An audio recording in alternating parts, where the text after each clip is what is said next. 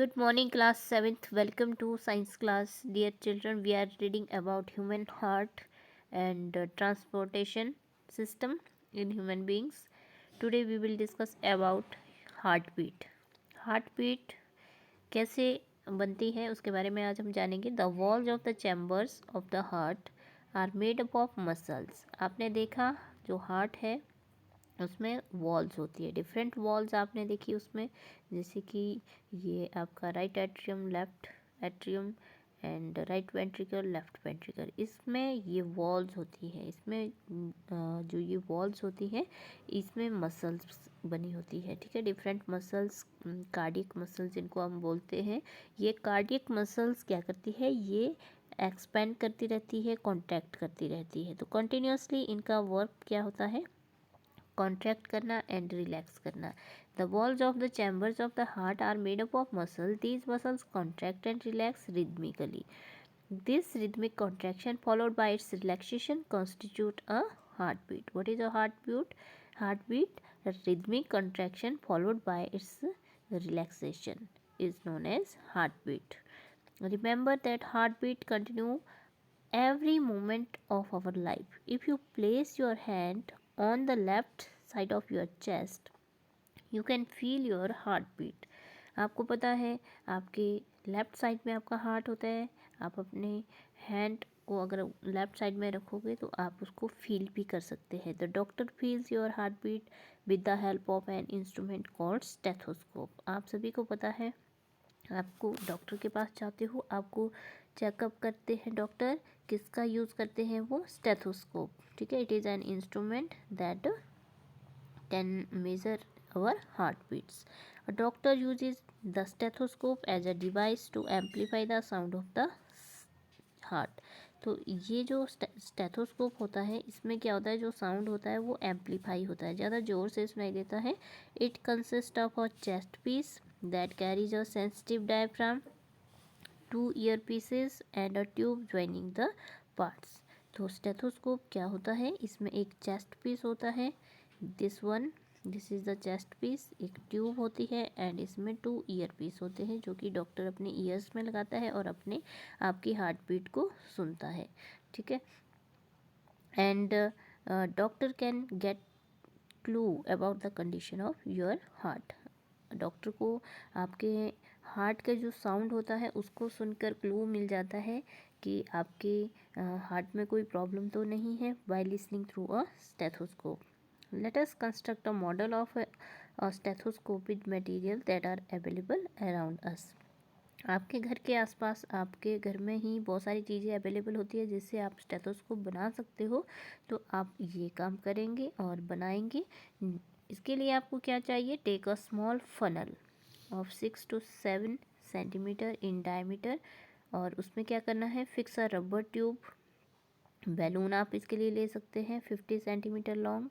Tightly on the stem of the funnel, stretch the rubber sheet on the mouth of the funnel and fix it tightly with the rubber band.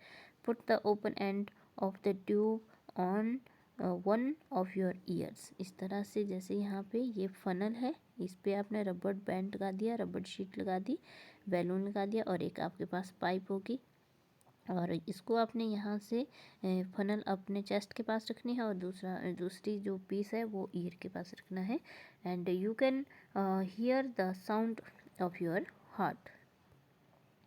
The mouth of the funnel on your chest near the heart. Now try to listen the carefully. Do you hear the regular thumping sound? The sound is that of heartbeat. How many times did your heartbeat? Did your heart beat in 1 minute? Count again. Running for 4 to 5 minutes. Compare your observation. आप उसको count भी कर सकते हैं कि आपका heart 1 minute में कितने टाइम बीट करता है. Record your own pulse rate and heartbeat and that of your friends while resting and after running, and record it in table 11.2. Do you find any relationship between your heartbeat and the pulse rate? Each heartbeat generate one pulse in the arteries and pulse rate per minute indicate the rate of heartbeat.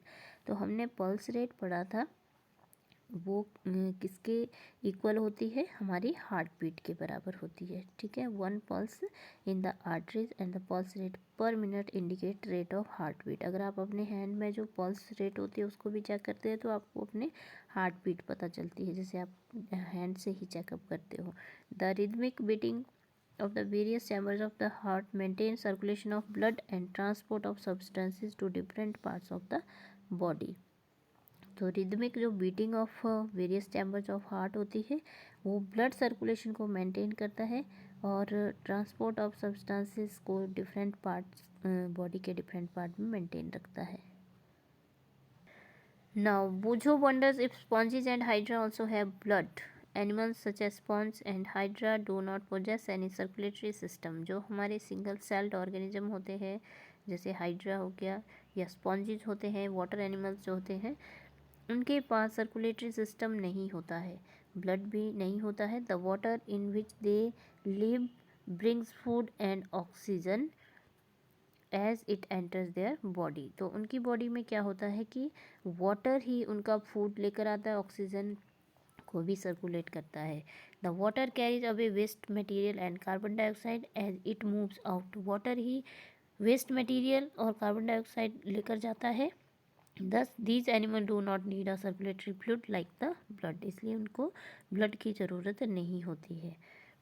अब जो human blood circulation है वो किसने discover किया था, it's very important. English physician William Harvey discovered the circulation of blood. The current opinion of those days was the blood oscillate in the vessels of the body. For his views, Harvey was ridiculed and was called circulator. He lost most of his patients. However, before he died, Harvey's idea about circulation was generally accepted as a biological fact। ठीक है, तो जो blood circulation था वो किसने discover किया था, William Harvey ने उसको डिस्कवर किया था।